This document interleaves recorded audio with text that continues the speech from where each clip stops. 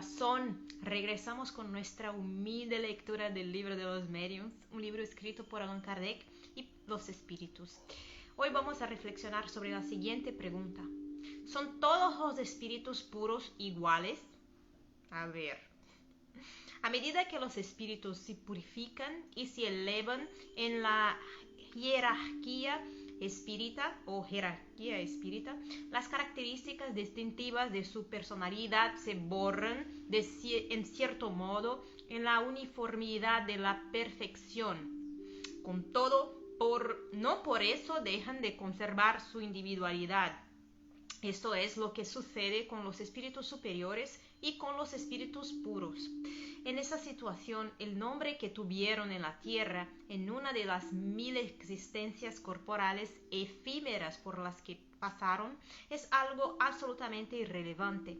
Notemos además que los espíritus son atraídos unos hacia los otros por la semejanza de sus cualidades y que de ese modo forman grupos o familias por simpatía. Por otra parte, si consideramos la cantidad inmensa de espíritus que, desde el origen de los tiempos, deben de haber alcanzado las categorías más elevadas, y si la comparamos con la restringida cantidad de hombres que dejaron un nombre ilustre en la tierra, comprenderemos que, entre los espíritus superiores que pueden comunicarse, la mayoría debe de tener nombres que no conocemos. Sin embargo, como necesitamos nombres para fijar nuestras ideas, ellos pueden adoptar el de un personaje conocido cuya naturaleza se identifique mejor con la de ellos. De esa manera, nuestros ángeles de la guarda se dan a conocer la mayoría de las veces con el nombre de alguno de los santos que veneramos y, en general, con el de aquel que nos inspira mayor simpatía. De ahí se deduce que, si el ángel de la guarda de una persona se manifiesta diciendo que es San Pedro, por ejemplo, no habrá ninguna prueba material de que sea precisamente el apóstolo de ese nombre. Tanto podrá ser él como un espíritu completamente desconocido, pero perteneciente a la familia de espíritus de la que también forma parte a San Pedro. También se deduce que, sea cual fuere el nombre con el que alguien invoque a su ángel de la guarda, éste atenderá el llamado que se le dirija, pues lo atrae el pensamiento y no el nombre, que le resulta indiferente. Lo mismo ocurre cada vez que un espíritu superior se comunica en forma espontánea, dando el nombre de un personaje conocido.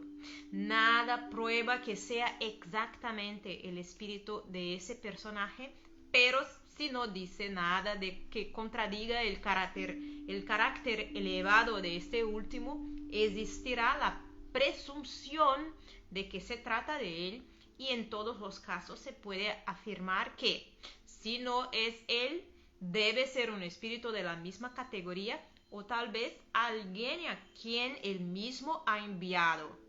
En resumen, la cuestión del nombre es secundaria.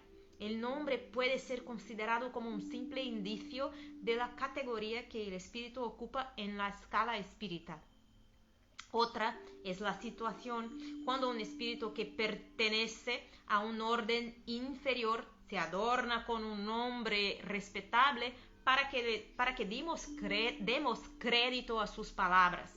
Este caso es tan frecuente que, con el fin de prevenir esa clase de sustituciones, toda precaución que se tome nunca será exagerada.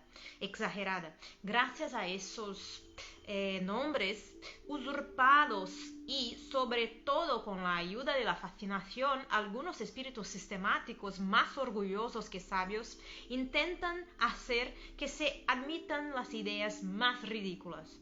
Así pues, la cuestión de la identidad, como hemos dicho, resulta casi indiferente cuando las instrucciones son generales, pues los espíritus más adelantados pueden sustituirse mutuamente sin mayores consecuencias.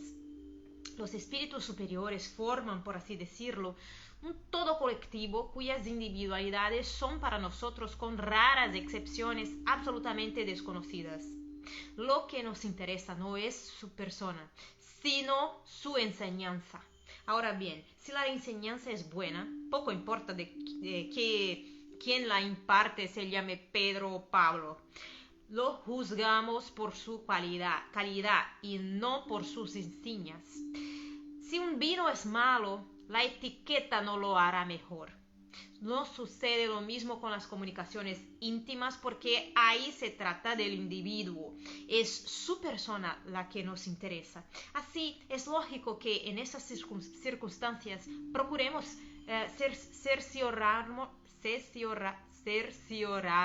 de que el espíritu que atiende nuestro llamado es realmente aquel que deseamos. Bueno, en el próximo episodio le reflexionaremos sobre la siguiente pregunta: ¿cuándo es más fácil verificar la identidad de los espíritus? Bueno, terminamos nuestra lectura de hoy. Espero que lo hayas disfrutado tanto como yo. Dios los bendiga a todos mis amigos. Besitos. Hasta